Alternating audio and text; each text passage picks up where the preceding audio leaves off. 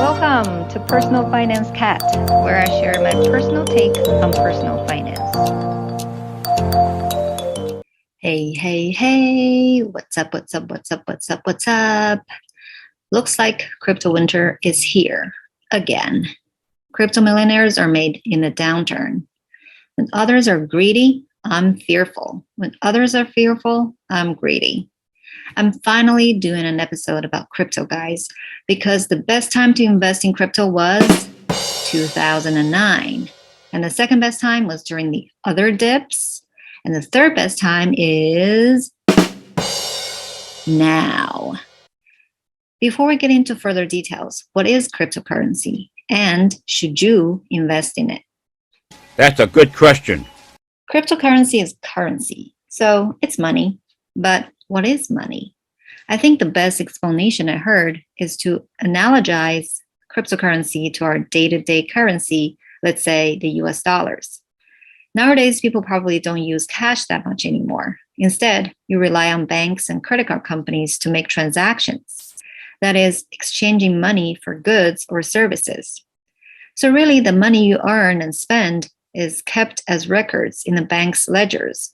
The reason why cryptocurrency, in particular the current blockchain technology-backed version, got started was because after the 2008 recession, people got tired of a central bank controlling our money.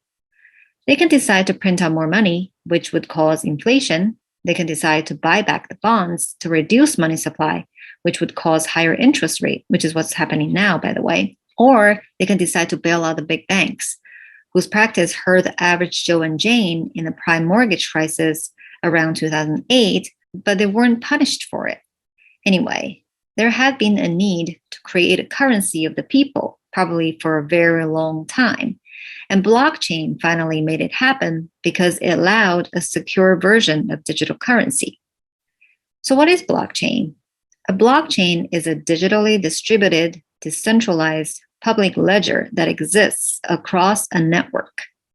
Decentralized blockchains are immutable, which means that the data entered is not reversible. For certain cryptocurrencies like Bitcoin, this means that transactions are permanently recorded and viewable to anyone. Another very key attribute of certain cryptocurrencies like Bitcoin is that there is a limited supply. For example, Bitcoin supply has a hard limit of 21 million coins. There are some very interesting theories of why the supply limit is 21 million, including why some people believe each Bitcoin is going to be worth $1 million one day. I'll link the article in the show notes. So, very complicated stuff, I have to say. Even I don't fully understand it, to be honest. Believe it or not, I actually have a PhD degree in economics. One of my friends from graduate school started his YouTube channel recently and pounded on cryptocurrencies and explained why they aren't even currencies to begin with. I'll link his video in the show notes as well. I think crypto is bull. Point is, there are three main functions money has to perform. Number one, a medium of exchange. Number two, a unit of account. And number three, a store of value. Because cryptocurrencies have huge fluctuations and really no fundamentals, they can't serve as money. Fair point. I debated with him because I'm overall bullish about cryptocurrencies, especially Bitcoin and Ethereum. The only reason why I'm bullish is, again, because of human psychology. Things have value because everybody thinks they're valuable. Take gold as an example. It doesn't really have intrinsic value. Even the decorative aesthetic value is debatable. But gold has been viewed as valuable throughout time and places. Gold is rare, easily divisible, and can be easily carried. Bitcoin and some other cryptos have the same exact properties, but probably even better. So in my view, Bitcoin is more like digital gold. I don't think it's ever going to be widely used as currency. As a matter of fact, some countries already banned cryptocurrencies and or are introducing the government's own version of cryptocurrency. But given the overall distrust of governments, people want an alternative to hold the value of their assets. Going back to the point I made at the beginning, that is exactly the reason why Bitcoin was created in the first place. So, what will be personal finance cat's recommendation, you ask? Okay, I'll tell you a real story of what happened to me in my investment journey, which is a good example of what not to do. I bought into crypto during 2018 when it was at the peak and literally bought at the very highest point. During the crash that ensued, I sold all of it, thinking I was scammed and this is a pyramid scheme, etc., etc. And you will see this all over again. During the boom, so many people would be talking about how great crypto is and how it's going to change the world. And these people would get the attention. Hey, hey, hey. What's up? During the crash, so many people would be talking about how terrible it is and how stupid for people to ever touch crypto. And these people would be the center of the media. In terms of cryptocurrencies generally, I can say almost with certainty that they will come to a bad ending. What I should have done is to let the peak pass and bought during a crash, which at the time brought Bitcoin all the way from $19,000 per coin to $3,000 per coin. And I should have bought in a dollar cost average fashion because one would never know when the bottom will hit. And what dollar cost average means is basically you buy a little bit at a time in regular intervals. By the way, you can also buy crypto on a platform like Coinbase Pro, so you don't have to constantly watch the price, but simply put an order so that they will buy it for you automatically at the price you want it. This is considered a make order, which will also save you some transaction fee because you are creating more liquidity in the market. So bottom line, now is a relatively good time to buy if you believe in crypto. Personally, I would not invest a huge amount of my net worth in crypto, probably limiting it to 5% or less, because at the end of the day, it's still speculative, and there is no guarantee whatsoever that Bitcoin or any other crypto is going to win out. And I will only invest in Bitcoin and maybe Ethereum.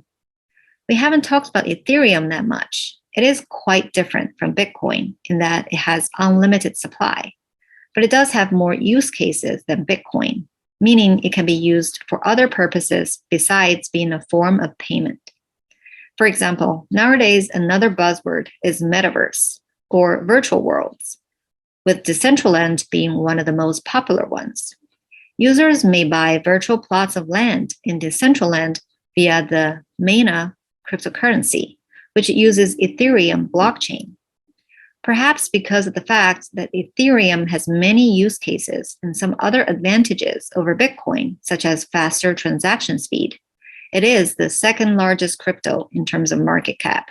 My personal opinion is that Bitcoin's price will keep going down, maybe to even below $10,000 a coin again. But when it bounces back a couple years later, it's going to surpass the previous high of 65 or even 70K. Let's see if I'm right in a few years' time. By the way, I'm still betting on the real estate crash too in 2026 or thereabout. Before I close out, I also want to share with you a story that's called the South Sea Bubble. It's a true story, not a fiction. The South Sea Company, officially the governor and company of the merchants of Great Britain trading to the South Seas and other parts of America, and for the encouragement of the fishery, was a British joint stock company founded in January 1711, created as a public-private partnership to consolidate and reduce the cost of the national debt. To generate income in 1713, the company was granted a monopoly to trade in South America. When the company was created, Britain was involved in the War of the Spanish Succession, and Spain and Portugal controlled most of South America. There was thus no realistic prospect that trade would even take place. And as it turned out, the company never realized any significant profit from its monopoly. However, company stock rose greatly in value as it expanded its operations, dealing in government debt, and peaked in 1720, before suddenly collapsing to little above its original flotation price. The notorious economic bubble thus created, which ruined thousands of investors, became known as the South Sea Bubble. It was not an astounding story on its surface, and certainly not as well known as the tulip bubble. However, when I heard the story from reading the book, The Law of Human Nature, what did astound me was that many of the renowned people at the time, including Sir Isaac Newton, bought into its stocks and subsequently lost all of his money. Why? Because there were so many riches created by this new promising opportunity in a brand new territory. There were stories of maids investing in the stocks and making so much money and then buying a house bigger and grander than their former masters. Who could resist? Newton first bought and sold after making a handsome profit. But seeing the stock price kept going up, he bought in again, only that this time he didn't sell until it was too late. Why am I telling this story? People, this was more than 300 years ago. Like they say, nothing is new under the sun. Like they also say, the only thing people learn from history is that they don't learn anything from history. There are so many parallels that can be drawn between this South Sea bubble story and what's happening with crypto now. Well, I understand that you don't want to miss out because maybe this time it's different. Hey, I don't want to miss out either on the very slim chance that this is going to be big. My only word of caution, don't put in all you have. Only a modest amount, which you can totally afford to lose. One day there was a solar flare.